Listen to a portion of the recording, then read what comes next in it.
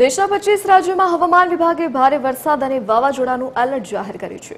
સાથે જ ગુજરાતના કચ્છ, ઉત્તર અને મધ્ય વિસ્તારોમાં ગાજવીજ સાથે વરસાદની આગાહી કરવામાં આવી છે। તો બીજી તરફ મધ્યપ્રદેશ અને રાજસ્થાનમાં તાપમાન 10 ડિગ્રી સુધી ગગડ્યું છે। ગુજરાતથી રાજસ્થાન સુધી હવામાનમાં મોટા ફેરફારો જોવા મળી રહ્યા છે।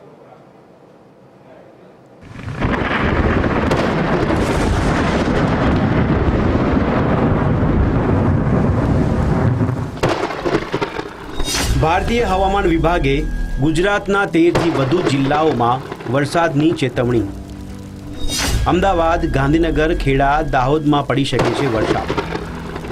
બનાસકાંઠા, સાબરકાંઠા, પાટણમાં પણ વરસાદની શક્યતા। ગુજરાત સહિત 25 રાજ્યોમાં હવામાનનો મિજાજ બદલાયો। મધ્યપ્રદેશમાં દક્ષિણ પશ્ચિમ વિસ્તારો પણ વરસાદની વકીથી ઘેરાયા। રાજસ્થાનના દક્ષિણ પશ્ચિમ ભાગોમાં પણ ભારે વરસાદની આગાહી।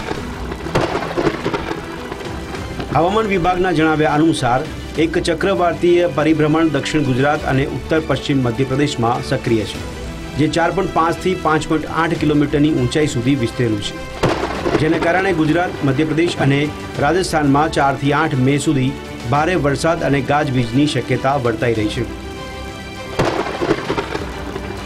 આ ચક્રવાતીય પરિભ્રમણને કારણે ગુજરાત, રાજસ્થાન અને મધ્યપ્રદેશમાં ભારે વરસાદની સંભાવના છે। ખાસ કરીને કચ્છ અને સૌરાષ્ટ્રમાં 50 કિલોમીટરની પ્રતિ કલાકની ઝડપે પવન ફૂંકાઈ શકે છે। સ્થાનિક તંત્ર દ્વારા લોકોને સલામત સ્થળે રહેવા અને ખેતરોમાં પાણીનો નિકાલ ગોઠવવા અપીલ કરી છે। ખેડૂતોને ખેતરોમાં યોગ્ય ડ્રેનેજની વ્યવસ્થા કરવા અને પાકને ટેકો આપવા સૂચના આપવામાં આવી છે, જેથી વરસાદને કારણે નુકસાન ન થાય।